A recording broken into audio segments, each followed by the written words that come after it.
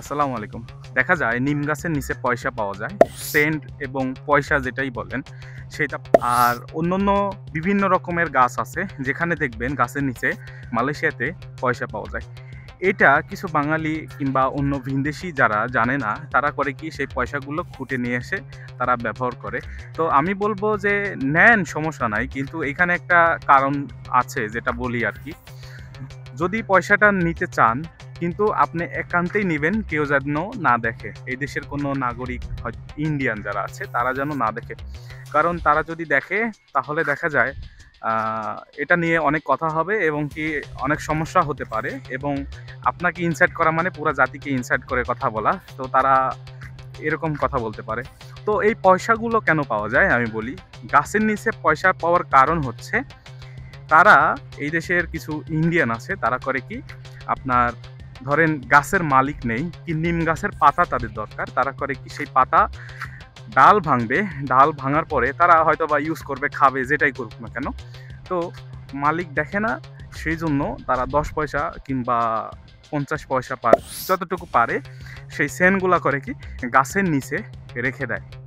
তো গাছের নিচে রাখার পরে তারা করে কি সেই গাছের পাতা কিংবা ফল, বিভিন্ন রকমের গাছ আছে যে গাছের পাতা কিংবা ফল প্রয়োজন তারা নিবে, মালিককে না বলে নিবে এবং নেওয়ার পরে করবে কি গাছের নিচে তারা ৫০ পয়সা পারুক ১০ পয়সা পারুক যেটাই পারুক না কেন তারা ওখানে রেখে দেয়। পয়সাগুলা হয় ধার্মিক একটা ওদের রীতি নীতি, সেটা হচ্ছে সেই জন্য।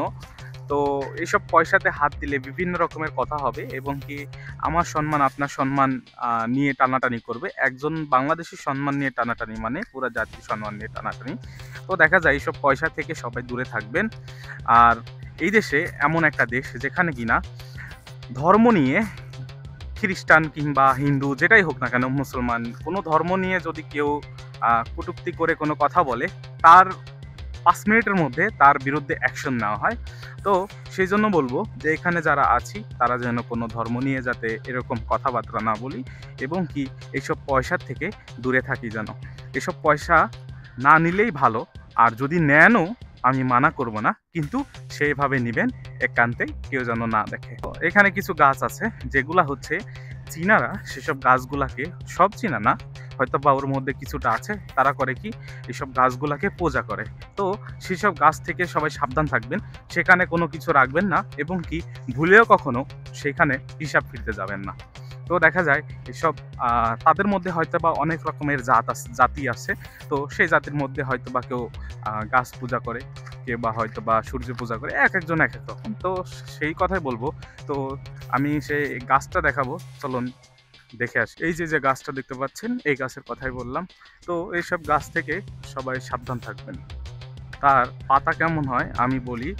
বাংলাদেশের যে তেজপাতা আছে, অর্থাৎ আমরা যে তেজপাতা ব্যবহার করি মসলার মধ্যে, এরকম তেজপাতার মতো পাতা। তো এইসব গাছ থেকে দূরে থাকবেন কারণ এইসব গাছেই তারা পূজা করে। তো আজকের ভিডিও এই পর্যন্ত। সবাই ভালো থাকবেন, সুস্থ থাকবেন। চ্যানেলটিকে লাইক, সাবস্ক্রাইব করবেন। এটা বলে বিদায় নিচ্ছি। আসসালামু আলাইকুম।